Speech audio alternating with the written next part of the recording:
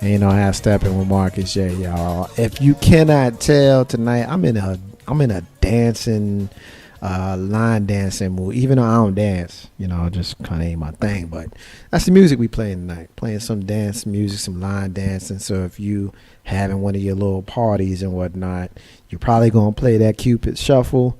And you definitely going to play that electric slide. Marcus J. Ain't no half stepping. Thank you, everybody that's still listening to us. Be down with us. Call us at 804-402-2893. We haven't gotten any calls tonight, but that's cool. We know y'all listening because we can see that social media is lighting up. Couple of comments that we were getting during the breaks. We got First Lady of Legacy Internet Radio is still listening to us. Lissa P says, tell Toyana she better go work out some of SY's tips. You got... Michelle K is out there. She and Lissa Peter having a nice little fellowship conversation with each other. And Michelle K is saying, tell Toyana, I hope she had a fabulous birthday celebration. So she is checking in. Yes, Les. And Felice P, I just want to let you know, I'm just trying to be your protege.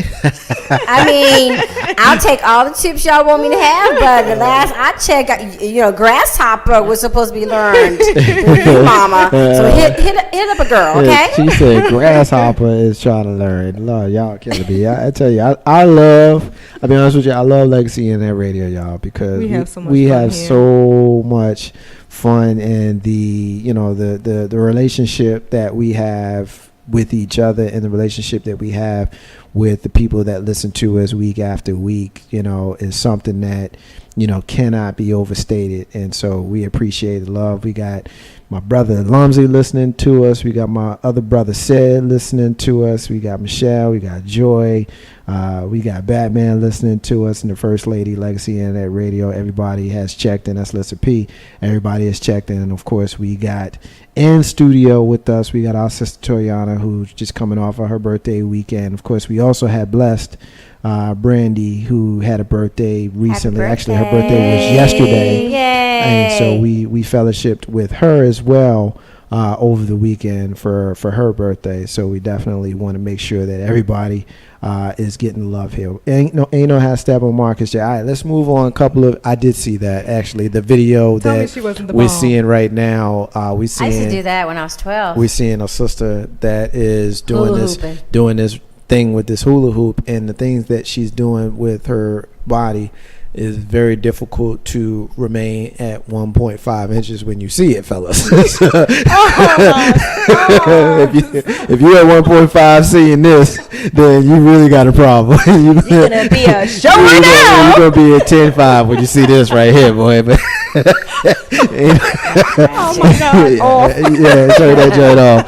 Turn it off. She might die. I know how to fix this. I'm gonna put up that excellent boy from Wheel of Fortune. That'll shut everything down. Yeah, shut it down. Ain't no hashtag with Marcus J. All right, couple of quick things we want to get to and what the hell. And I know that my sister SY always wants to ask some random questions, so we will see too. We're not gonna do random every week. We're gonna do it tonight. We can't do it every week. We're gonna have to talk about this. All right, then maybe we can have to figure it out. But I do have some good randoms. K-Dub sent me a bunch of randoms. We're gonna work some of K-Dubs in and whatnot. He sent them to me. I didn't get an opportunity to shout him out, but I'll shout my brother out. Hopefully he's listening now, but he did send me a bunch of randoms that we'll use some tonight. But we got 6 random questions that we're going to ask, not in this segment, but in the following segment. We always like to end the show in a fun segment, but this one, the next couple we're going to get a little bit serious. This one is about, I guess the byline that I'm getting this from africaglobe.net. The headline of it is, why do black women have to look like white women to serve their country? And it's a blog, and it's basically about black women in the U.S. Army who chose not to wear weaves or wigs, also chose not to wear heat or chemical relaxers to straighten their own hair, natural curly hair, are being severely dishonored and disrespected by the Army Regulation 671, 670-1, I should say, which bans a number of traditional hairstyles for Afro-textured hair. The regulations reveal such a deeply entrenched European standard of beauty, grooming, and acceptability that is shocking that any diverse focus group could have approved the regulations. The Congressional Black Caucus has issued a letter to that effect, the regulations are so burdensome for women with Afro-textured hair. That is, as our black service women were being told they have to, quote, look more like white women by straightening their hair in order to be acceptable. Most people of African descent have hair that grows up, not out, not straight down. The afros that were popular during the 60s and 70s did not appear because black people experienced a genetic mutation during the 80s. That is still how our hair grows naturally out of our scalps, people. So basically, to get to the point of this article, these people are being told either fix your hair or you're being discharged. Like, they're kicking folks out the army because of their hair. Now, I got two beautiful sisters sitting in front of me who wear their hair natural. Every single sister in Legacy Internet Radio, and this is just how it worked out. There's no disrespect to someone who chooses to not wear their hair natural. It just worked out that we've got sisters in Legacy Internet Radio that wear their hair natural. We've got fros, we've got dreadlocks, we've got Caesars. I mean, we got natural hair wearing sisters in the crew. It just is what it is. I think that it's interesting that we do this story with the sisters who are not the sisters who would get booted out of the army. You know what I mean? Like, we had a sister in the crew that would get booted out of the army. When I did this story, if she wasn't in the room, I would want to call her up and ask her how she felt about it. But y'all would be okay. Y'all get to stay. Gee. Yeah. Y'all get to stay in the army. Thanks. Y'all get to stay in the army. But that's why let's get you jump in on this one first. What's your thoughts on the story? I'm going to be dishonorably discharged. Meaning? Because I'm not going to straighten my hair. I'm not going to perm my hair. I'm not going to do whatever it is that they would like me to do. I'm not being me. I can see if that's what I wanted to do with my hair, and then all of a sudden they came up with this ruling that that's what I have to do. But I'm not doing it. I can't see actually in this day and age with all that's going on and the wars that are coming up and craziness, discharge me.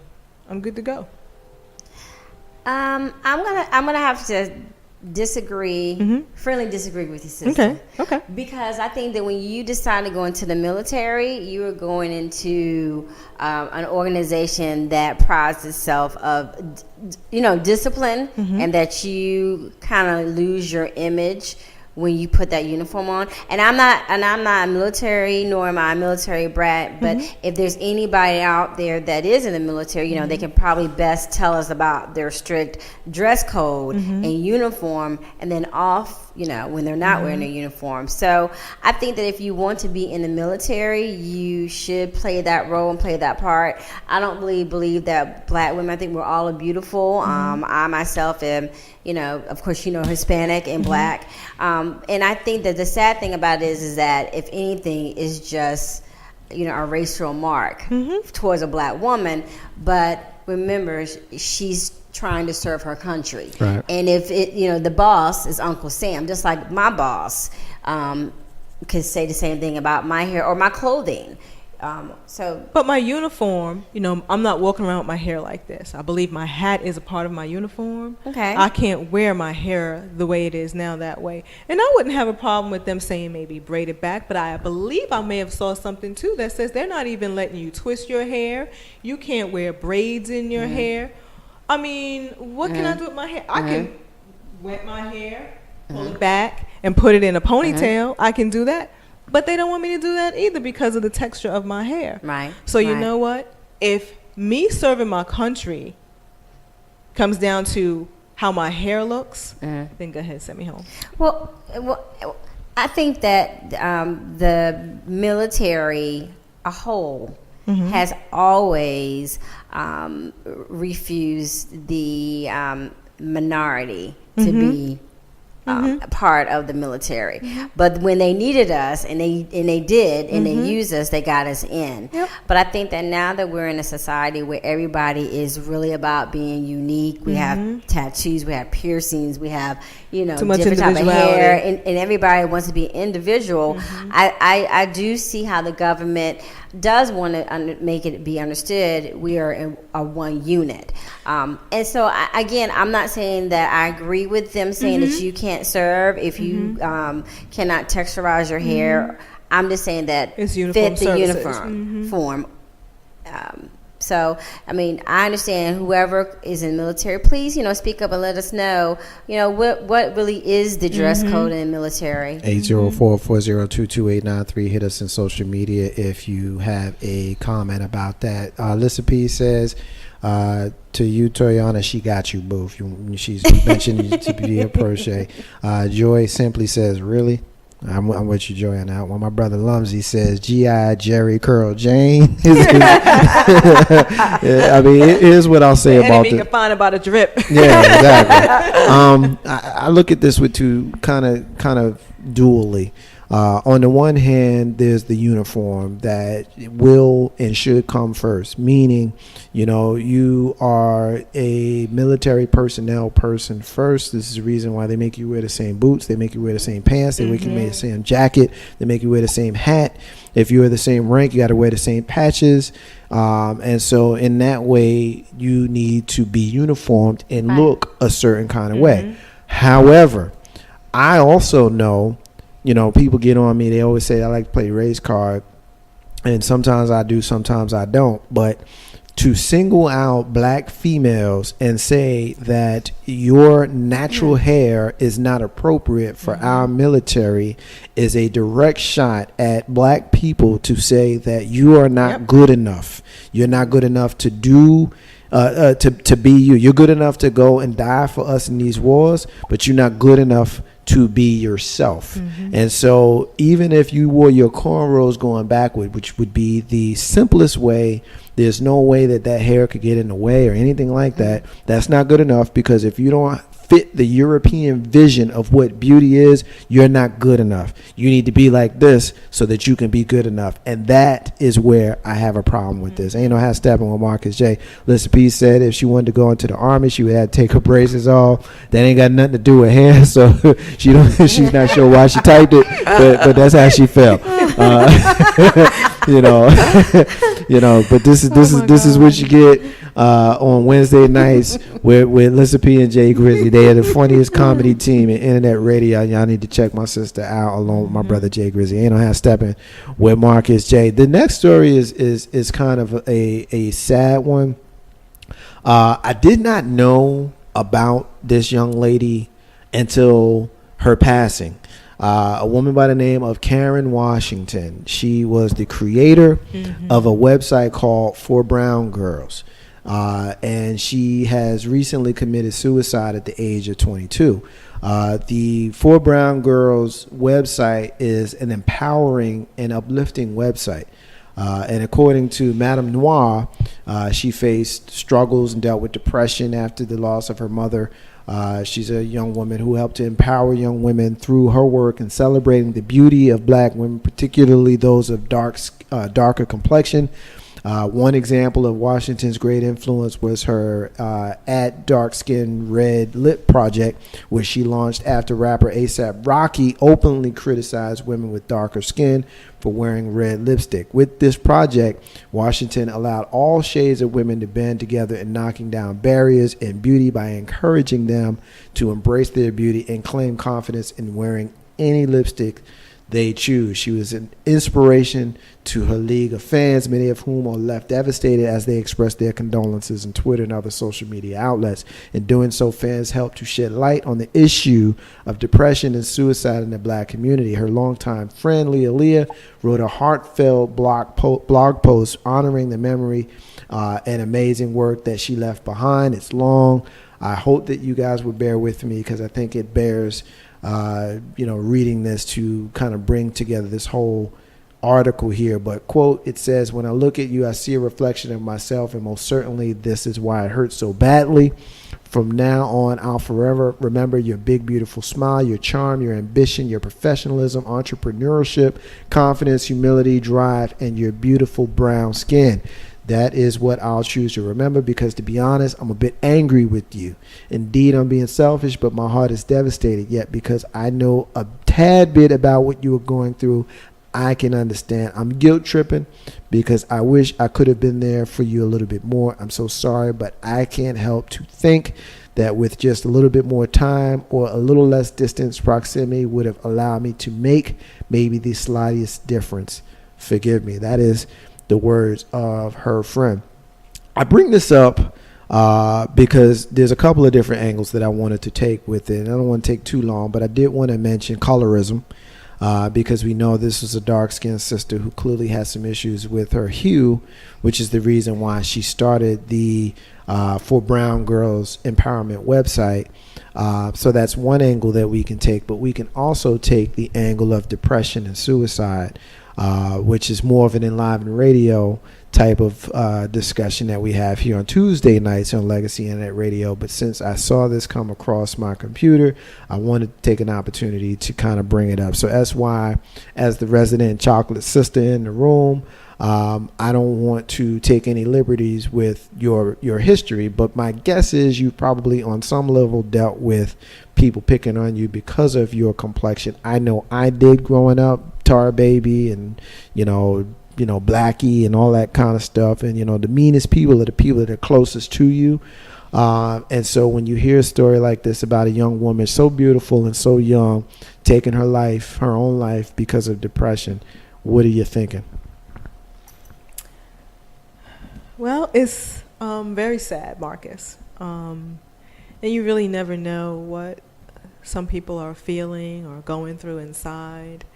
And she's got that blog to help make other people feel good about who they are, about their complexion, be happy in your skin while she's going through some of her own demons, including that. I got picked on, early on in school, people calling me Blackie and I bet you can't see yourself at night and stupid little things like that. Nothing though that really, I don't know, I guess I'm thick-skinned in a way. Some things, you can say what you want, just don't put your hands on me, say what you want, that's me. But that's not everybody, and people go through things and they don't feel good about it. And the young lady who wrote the note, her friend,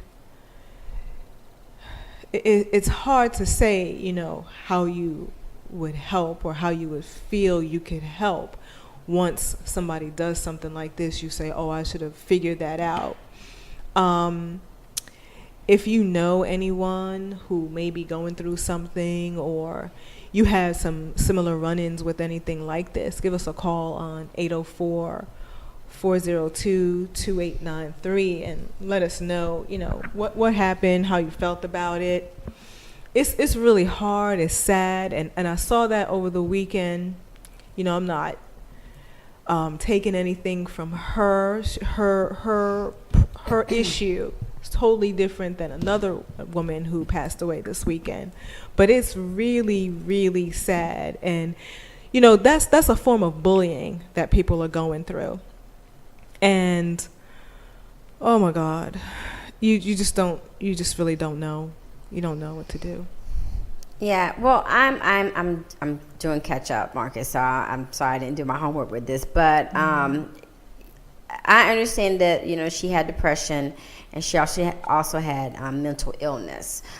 So that's something that I would have to say in our community, particularly in the African American community, we don't really sit down and address depression and mental illness. We really don't. We don't go for treatment. We don't really go to doctors. We don't do anything that's embracive enough to say this is an intervention to help you. She did a wonderful cause, but when you have depression and mental illness, and if it's not cured or if it's not being treated, it's not, who's to say what really caused her to set up.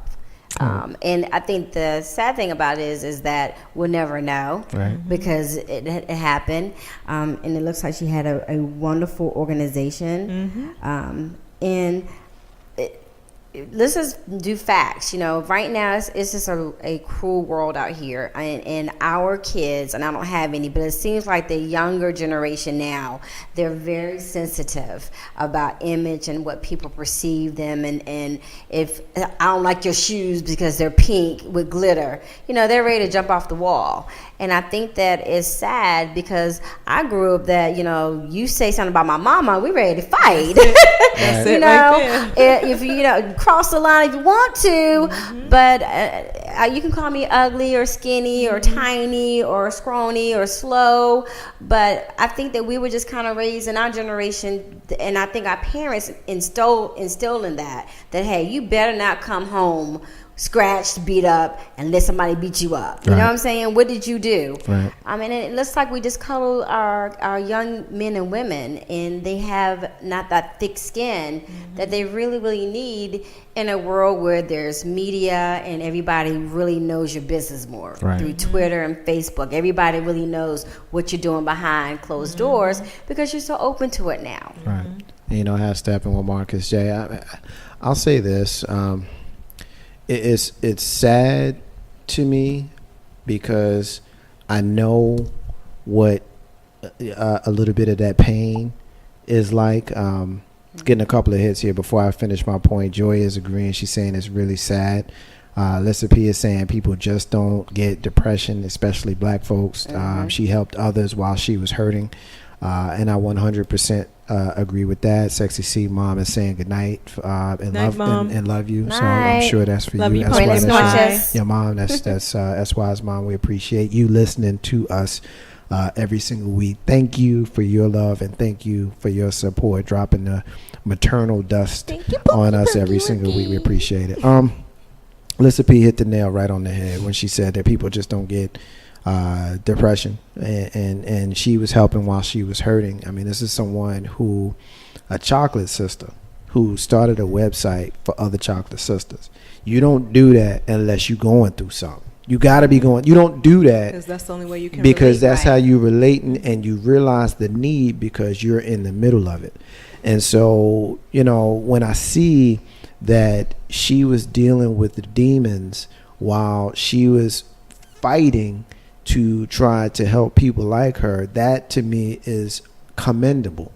And it just breaks my heart that she couldn't hold on for that one more day that it took for her to come in contact with someone that might have been able to help her. And oftentimes, you know, the people who need the most help aren't able to seek the help because they don't know how to get it. And they may not think that people care about how they are going through stuff. Depression is real, man. No, I know. You know, depression is real, and it can brainwash you and make you think certain things, make you feel certain kinds of ways. And, you know, anybody who has an experience that they would want to share, feel free to hit us up in social media. Call us at 804-402-2893. That's the number to dial to be part of the discussion here on Legacy and Net Radio. And I'll just say this, and before we move on, if you are one of those people, you know somebody who's in that situation, ask for help, seek help, you know, realize that there's help out there for you. I'm sure there's hotlines that you can call. There's people that are in your camp that care about you, because I really feel bad for this sister. I never heard of her before. I never heard of this, you know, For Brown Girls website before, but my Facebook timeline started blowing up, you know, about this person. And so when I looked it up, you know, I saw an opportunity to talk about colorism, because I know how cruel we can be, you know, for darker people, the whole brown paper bag test and all that type stuff. And then I know what depression can do, because it's a silent killer. And a little bit every day you die, a little bit more every single day, you know. And everybody has something about us that we get picked on. You might have grew up fat, or you might have grew up short, or you might have grew up, you know, I was that kid that was short with glasses and I had a father. If you can believe that crap, they picked on me because my freaking father lived with me. You know, what's wrong with your dad? I'm just saying, you know, I was the only kid on the block who had a father. I was the only kid on the block who had a father. And everybody that was in my camp growing up, you know, didn't have a father. I didn't meet friends that had their father with them in their life until I was in college. Think about that for a second. I was in college when I developed relationships with people who had their fathers, and I got picked on for it. You know what I mean? And kids are cruel, and you carry that shit into adulthood. You just do. And so we need to figure out a way. And then, for me, how I got picked on, it manifests itself into a mild case of arrogance. But, I digress. Yeah, look what y'all did to us. Yeah, but in all seriousness, when the first thing we do is realize that we got an issue. If we can do that, then we can be helped. Get help. We can be helped. They don't have to step on Marcus yet. All right, Toyana, I want you in on this one first. Reverend Alfred Sharpton. Reverend Alfred Sharpton. Anybody that knows me knows that I have been a staunch supporter of Reverend Al Sharpton for my entire life. My earliest memories of him during the Tawana Brawley case, and other cases over the years that he's been a part of. When you want to talk about things like Gina and Trayvon Martin, I listened to his radio show. I watched his talk show on television, which I'm not a fan of his talk show on television. But there has been news recently that have come out that Reverend Al Sharpton has been a government informant, a FBI informant, meaning he has gone into places to incriminate folks by taping the conversations that he has had with them, most notably the New York City Mafia. There's also been allegations of him taping conversations with politicians, rappers, and people in the hood. And some of those people have suffered negative consequences based upon their connections with him because of the information that he has recorded. Now, let me just say this. We got this thing in our neighborhoods where we say stop snitching. And I think people who say stop snitching, that's kind of a dumbass way to be, because you a snitch if you right there and you was part of it and you went and told on the person who did the same dirt that you did. Yeah, you're a snitch then. But if you're telling on some negativity that you got some information about that you are not party to, you are being a good citizen. I honestly believe that, because if you don't snitch, to use that word in that instance, bad people are moving on to move into continuing doing bad things.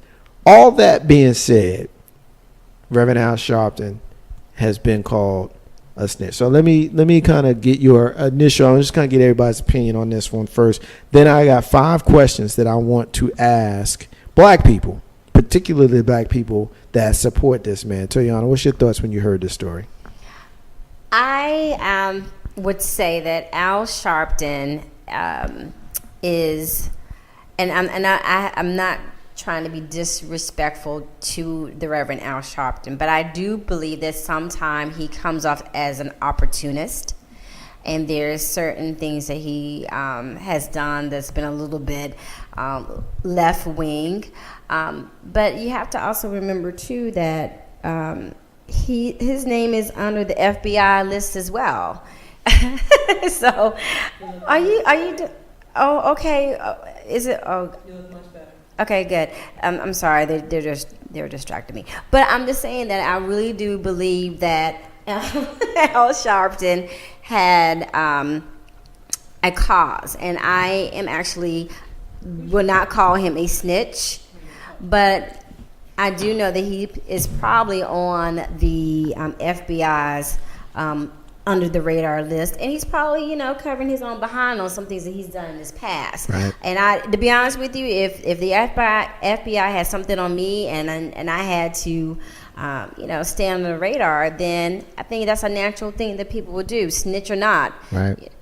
I mean, I don't know. I'm kind of shocked that this is all of a sudden coming out, right. But I'm just kind of wondering why all of a sudden this is coming out. And I have to have on Marcus Jack. Get some comments on social media. Joy is alluding to what we just talked about depression. She's saying depression is real. My brother Lumsey is still listening to us. Brother, thank you so much for staying with us and being with us all night. I appreciate it, brother. Much love to you, and continue listening to us every single week. Tell a friend. My brother, hopefully I get to fellowship with you soon. Lumsey is saying that snitching in a track jacket. Oh, the shame. James Brown is rolling over in his grave right now. Said is saying, why was he around the mob anyway? Which is a good question, Said. And I'm coming back to that in a minute. I'm glad you brought that up.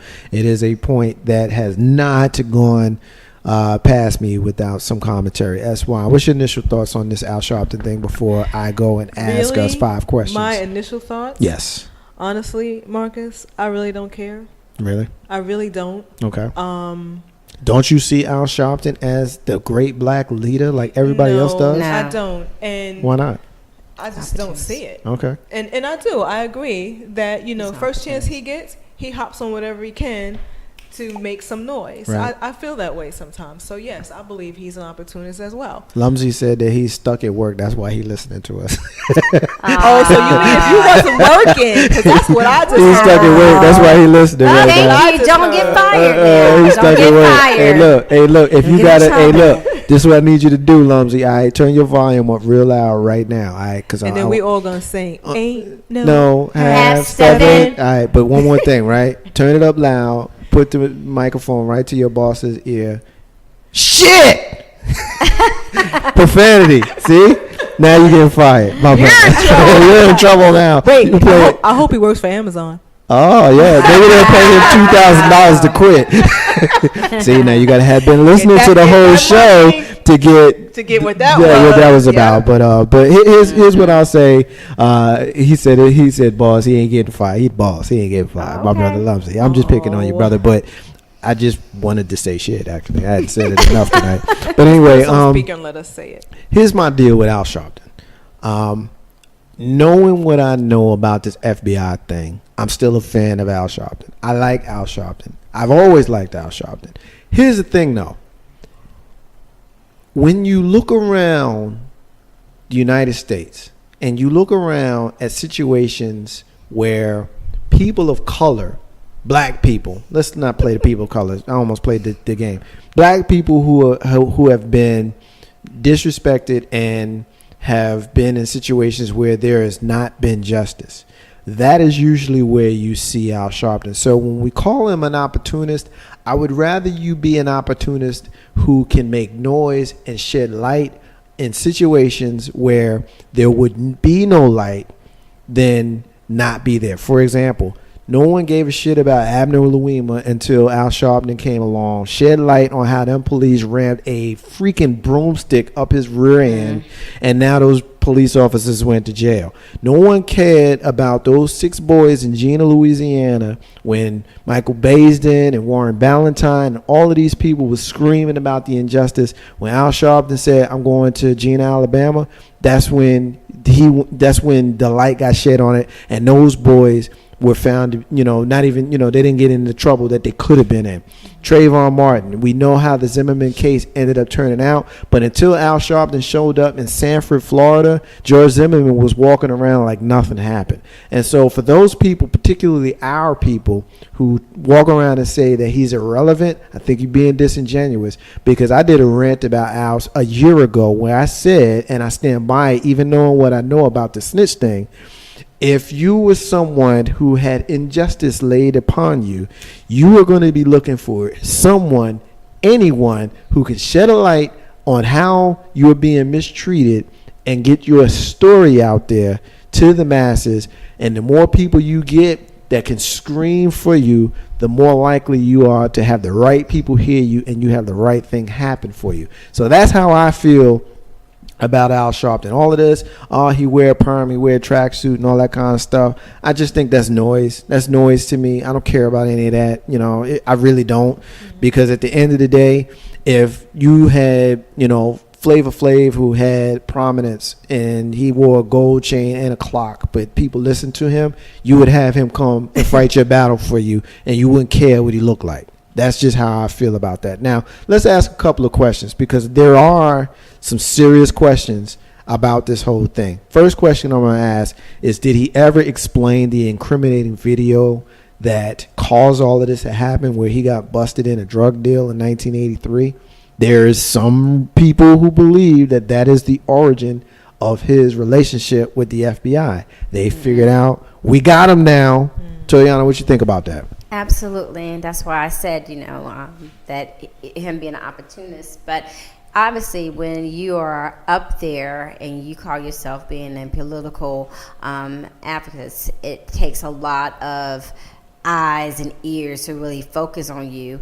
And he's kind of a big mouth in the community. So I wouldn't be shocked that they've had him under the radar and wanted to, give him plea bargaining opportunities. But I will say this as well. Yes, I agree with you, Marcus, that I'm not a fan of his, but I do believe that he has done good for the community. So he's just able to just help out the feds. So. You're right. He has shed some light on some things. I'm still not, that huge an Al Sharpton fan. When we say opportunists, I'm going to need one or both of y'all to explain that. Like the examples that I gave y'all are specific examples of where had there not been Al Sharpton, and we're not talking about somebody. We're talking about Al Sharpton specifically, because it could have been anybody, and there were in some cases many people screaming for these people to advocate for them, and nothing happened. When Al Sharpton stepped in, positive things happened for these individuals. So when we say he's an opportunist or ambulance chase and all that kind of stuff, help me understand why we say that, because I don't get it. Well, I've never gotten it. I'm thinking, and even knowing what I know about this FBI thing, I still don't get it. Yeah, I don't know too much about that, but I don't see him on every single issue or problem that the black community may face if he wants to be an advocate for black people.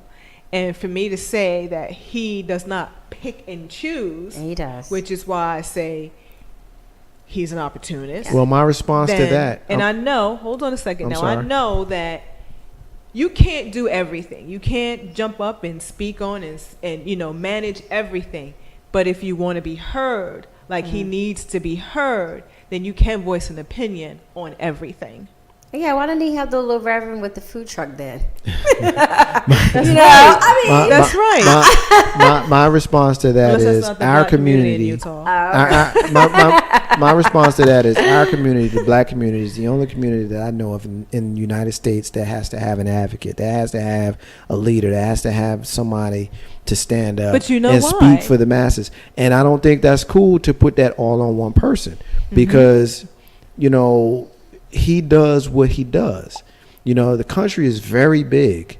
Millions and millions and millions and millions of people in thousands and thousands and thousands of stories and hundreds of injustices. And I don't think that it's fair that we put it on one person to be the spokesperson for all of the injustices in the black community. Who did that? Well, the reason why, I'm speaking to the comment that you made, but I'm also speaking to the thought that we as black people need to have a black leader, and it's always been that way. When you think back to Frederick Douglass, and then you go to Booker T, and then you go to W.E.B. Du Bois, and then you go to Marcus Garvey, and then you fast forward to King and Evers and X, and now you got Jesse and you got Al. But does it always got to be a black leader? But why we need a leader, whether the leader is black or not. What other has community a leader? No, that's not what I'm saying. 9 times out of 10, our leader has to be black. Who else is going to relate to our issues other than somebody who's black? What other community has a leader?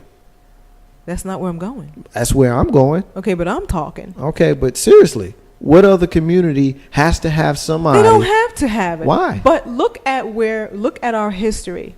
There's no other community that's going to stand up and say that they've been put down just as bad as black people. That all that has been that has happened in our history has happened to them. That they need somebody to help and speak up for them. We need a leader because we've been beat down from the get-go.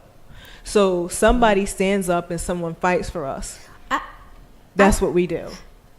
I hear what you're saying, Marcus, and I don't think the community just woke up and said Al Sharpton is going to be the leader for the African American community. I believe that society and the media and other individuals in a more of a higher public form labeled him. It's just like it was shared that Martin Luther King, for example, he wasn't really trying to get involved. He just so happened to be at the right place at really a wrong time, and they happened to see that he was a very positive and an influential type of a person, that he was able to get people to listen to him. So all of a sudden now he is the leader of the African American community. And I think that's what we have done. Look at Reverend Jesse Jackson. for example, we would easily gravitate to him if he said something. So I don't think that we took a vote or they even did any type of election for us to vote for them. But I think other society members, and I don't want to put a race to it, because I'm going to be honest with you, I think some black people were pretty much involved just as white people involved in saying this is who's going to talk for you guys or your community. And I think that's what has happened, and Al Sharpton has taken that and whatever opportunities that he feels that will get his name out there, or that he feels that he can win or get most voice, he takes. Well, I think it's curious that J. Edgar Hoover said that there'll never be another black leader unless we create them. And when he said that, he said that speaking as the director of the Federal Bureau of Investigations. There will never be another black leader unless we create them.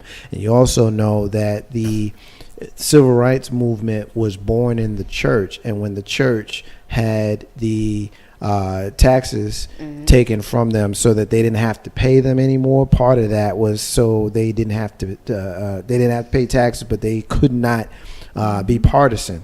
And so there is a direct correlation to the silence of the church, because they know that they don't have to pay taxes. They open their mouth, they lose that status. My brother Broderick is listening. Thank you, brother, for listening. Broderick. He's saying that he's definitely not a fan of Al Sharpton, but he concedes that I make a good point about what he does. However, that makes him a glorified whistleblower, not a leader of black people. And I understand that, and I would tend to agree with that. What I've always had issue with is, one, why we need to have a black leader. One, that's the thing. Why do we need a black leader? Why can't the people in our communities be our leaders like it used to be? No one appointed Malcolm X a leader, and white people, not only did they appoint Martin Luther King a leader, but they also diluted what his message was.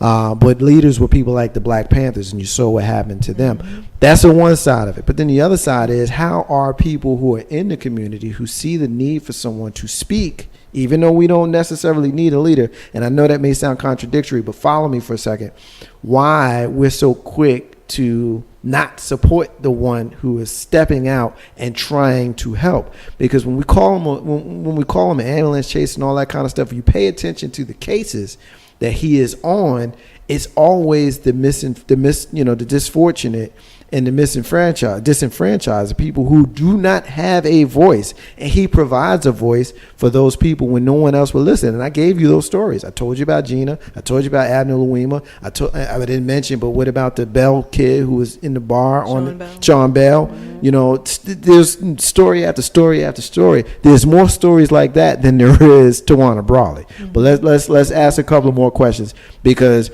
while I support him, and even knowing what I know about this, I do tend to support him. Even knowing what I know, there are some questions, because just because you support someone doesn't mean you support them blindly. You do need to ask questions. Another question my brother alluded to earlier: why were the members of the mafia so comfortable speaking openly about their criminal stuff around him? What's up with that? Because that's a fair question. You mean to tell me this dude taking a briefcase into meetings with the mafia and they talking freely enough for him to go back and share that information with the FBI? Let's make a deal. That's a little bit questionable. Also want to know, has there really been a change in how he's doing business?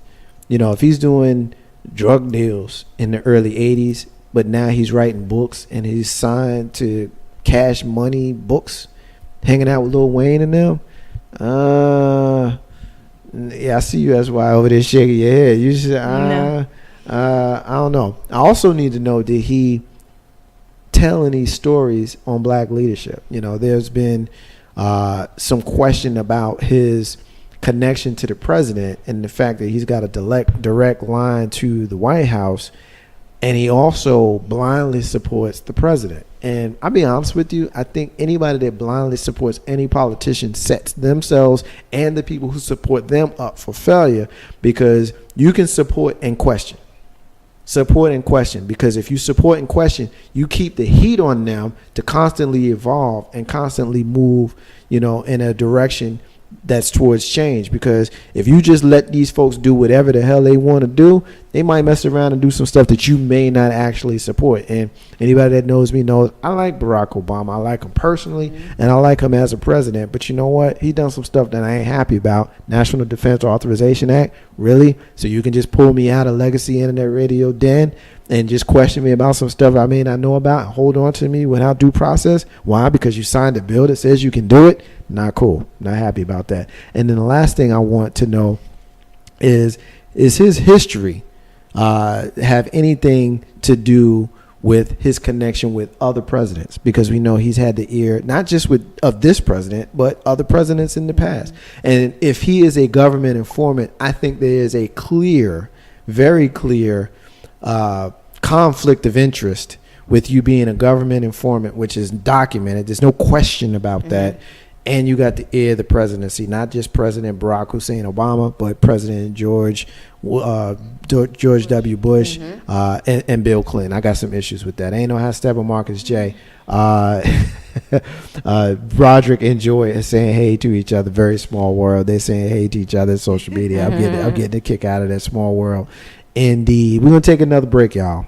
And when we come back, I'm going to ask a bunch of random questions. I know SY is her favorite segment of the night, and Toyana has not been around since we have done the random segment, and so you are in for a treat, my sister. Marcus J, Toyana, SY, and you in social media. And you know, hashtag Marcus J. Be back in a minute, y'all.